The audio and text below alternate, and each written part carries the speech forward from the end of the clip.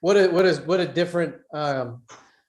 difference 4 days makes in terms of the environment in that arena versus tonight. I mean, UCLA, the hype around that one, and then this one here. But like I said before, I said it a couple of weeks ago, the most remarkable thing about Duke is the environments that they have to play in the stage that they're on. And like, this is probably going to be the very same thing whenever that is Tuesday night when they head into Columbus. It'll be the biggest crowd in Columbus. That's such a good point. The one thing I'll say to that is, like, a lot of these guys on Duke, think about it. They weren't very good last year. They didn't play in front of fans. It's not like they're used to it. No, but they all went there for that reason. I know, but this is like their first big one. This is their first big one. What do you mean they delivered? They played the Champions Classic. It was like the best. Yeah, Madison Square Garden was a pretty big stage. Yeah, that's true. That was but they haven't played a ton of them. Is what I'm saying. I will say this though: we played them my sophomore year in the Big Ten ACC Challenge. We were both in the top 10. It was the best environment we maybe ever had in my time at Purdue, and it was overwhelming to us. And they handled it like this is every time we go. Like Archie said, this is not shit to us. Because everywhere we go, this is what we see. And it's just, you're right. They haven't seen it as much because of COVID last year, but these dudes, they're wired for this stuff.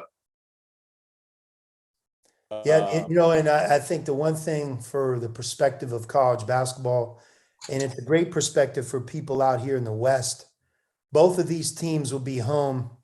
Duke has a further trip, but they'll be home in about 4.5, 5 hours. And Gonzaga will be home in about 3 hours. Like, they're not staying over, getting on the commercial flight, connecting and being home. Like, in the world of college basketball in 2021, playing in games like this on neutral court, how you travel, different things, it separates programs. It allows programs to sustain great excellence. And I'll never forget, and Arch was with me, first year, we're in Maui. I'm the head coach at Arizona. Left to Xavier, and I always felt like Xavier at that time and Gonzaga were very similar. And Gonzaga won the Maui Invitational that first year. That would be like 13 years ago. And that was 13 years ago. And I asked one of their donors, because where we were staying, there was all these signs at the hotel directing the Zags following on where to go, where dinner, where lunch is. And they had a Thanksgiving dinner the next day, but they chartered from Spokane, Washington, direct to Maui. And I remember thinking, like, you want to know one reason why Gonzaga is the way they are? Because it's really important. They've invested. And those guys, like, why they recruit the way they recruit now, Robbie, it's evolved. It took a long time, but they're second to nobody in the expectations of their program and how their players are treated and how they think of themselves. It's like, what comes first? But I think in order to have great success, like, people have to really invest in what you do. Duke, everybody assumes that's the case. Gonzaga does that too. Is it fair to say that most teams fly commercial to Maui if you're going there? Absolutely. No doubt. There's always a few, but remember what I said. I didn't say 4 years ago.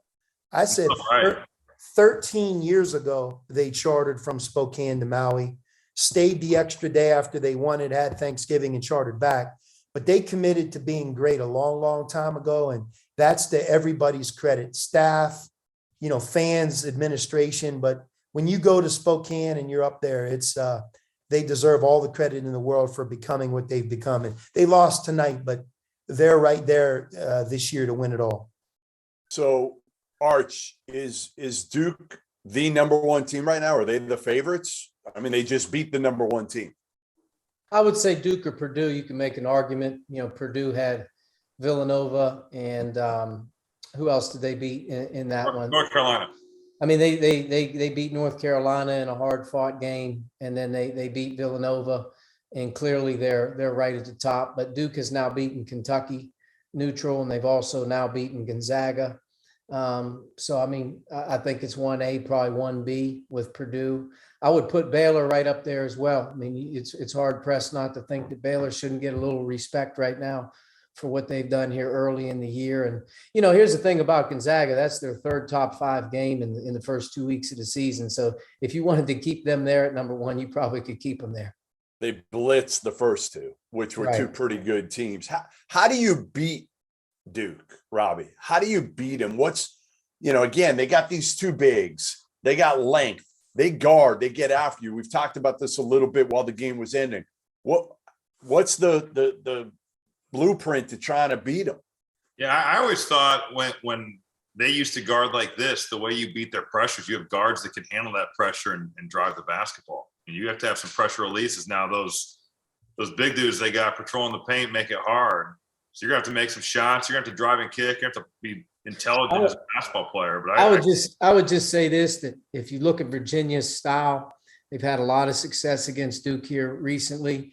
But the thing that Duke does better than anybody in college basketball, and they'll do it for the next 20 years, in the last 20 years, is they will foul your team out and they'll go to the line 30 times. And they shot 25 free throws to Gonzaga's 11 tonight. And you have to keep their perimeter people in check and make them a jump shooting team to the best you can. I think Virginia, with the way Virginia's style is, they make it a half court game. They keep the ball in front. They trap the post. They keep it out of the paint. And Duke is at its best when, one, they turn you over. Like Robbie said, they're going to score every time. And the second thing is they're going to just absolutely blitz you off the dribble with their perimeter guys. And their free throw attempts tonight, they made 15 to Gonzaga's, I think, 11 attempts. It's a big reason why they probably won the game, and Gonzaga turned the ball over 17 times. Duke is Duke when they can do those two things. If you make them shoot jumpers and threes and you kind of keep them out of the paint, that's easier said than done, obviously, but you got to take care of the ball as well, like Robbie said. But I'll say this. I don't see Duke losing at home this year with what's going on with Coach K's swan song. Yeah. And also Cameron basically has not had a game there in 2 years, a real one. And I don't think that Duke's going to lose a home game. They're going to be hard to keep off the 1 seed line coming out of this. They got a hard one, a really hard recovery. It'll be a real test to their team as they go to Columbus on Tuesday and play the Big Ten Challenge on the road. The shot will be full. And this type of energy traveling from west to east, it's a late game. I know they'll recover, but that'll be a hard game for Duke on Tuesday night at Ohio State. Sean, anything to add on again, what they didn't touch on, how you beat Duke? Right now, Jeff, so when you're saying Duke, they may lose a couple this year during the season, but if you're talking about winning the national championship, based on what we talked about, and I think health is always a big deal. We're 4 months away, right? Who gets hurt, how that goes. Assuming they're healthy, because of the parts they have inside, outside, the depth at guard. Robbie talked about, you don't deal with one guy off of a ball screen or penetration. They have kind of like a 3-headed monster. And yet you look at the size, most of the time they're going to have the best player on the court, the second best player on the court, probably the third and sometimes fourth best player on the court is all going to be on Duke's team. I would say this, there might be 8 teams who have enough talent, firepower on that single night in March that can beat them. I may be stretching it. I'm telling you, I think this team reminds me. Baylor can beat them. So put them in that category. I would say like Shane Battier, when he played at Duke during his 4 years, he never lost an ACC road game. Show you how dominant. And it was like, it's kind of that same feeling. There's a couple teams that might be able to get them, but only a couple. And I think this team's now in the category. Gonzaga is a team that can get them, but the talent you have to beat Duke this year has to be spectacular. It's crazy because we didn't think that coming in. Like I had Duke ranked like 14th in the preseason. Now that's lower than most. You're coming off of a year last year where their returning players, didn't have the pop. They really, to be honest with you, weren't thinking about Roach and Moore and Mark Williams. Probably at the end of the season last year, most people were saying, boy, he really came on if he could be that at the beginning. But like their returning guys are really good. Really good. And Paolo is a stud. We know that.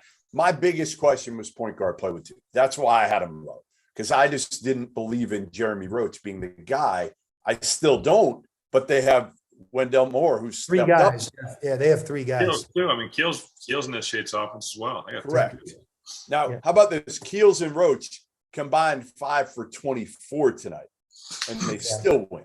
Wendell Moore was the big difference tonight. He goes He was 7 of 10 awesome. from the line. Yes. And I would say that kind of looking at how they're projecting, I mean, he's a real difference maker for their team right now. He's got confidence.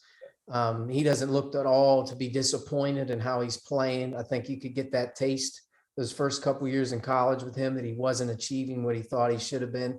And he's now a junior, and you can tell, like Robbie says, I mean, he fits the mold of a Duke player of old. I mean, he's an older guy, drives. I mean, he had what did he have tonight? He shot 10 free throws. 26.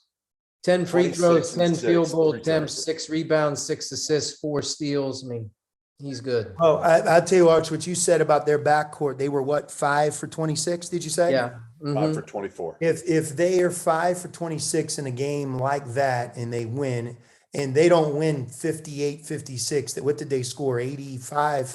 84. Yeah. So you score 84 points. Whew. Again, that's I think how you really feel about Duke, that clearly they have a chance to win it all, and they're the best team in the country today, them and Gonzaga. So if you're Mark Few, you're not upset. You're definitely not upset. I mean, you've won these 2 games big. Now, to be honest, you got their attention a little bit. Do you not, guys? Sean and Arts, like, not that you needed it necessarily, and you also got a game out of Julian Strawther that you can absolutely build on. This was a breakout game for a young guy that they had to have this year step up. They had a Yeah. lot of different guys play. I mean, they played 8 guys tonight. I thought Salas and Hickman started to play a little bit more of a role even tonight than they did the other day. But, right now, tonight, the difference for Gonzaga, if you said what happened, Andrew Nemhard, he had 11 assists in the game, but he also had 6 turnovers and went 2 for 7. They didn't get great point guard play from him tonight, but they got Strawther and Bolton to come out of nowhere and both get 20 and 15, and not only are they going to get better, the competition level that they've seen in the first couple of weeks here, I mean, they're going to be primed to do what they normally do, which is to hit conference play right around the top 1 or 2 teams in America, and they're going to get ready to play in a really good WCC. I think they're going to be tested more in that league this year than they have in the past, but they're really good as these young guys like Salas and Hickman, Bolton's a first-year guy there. They're good.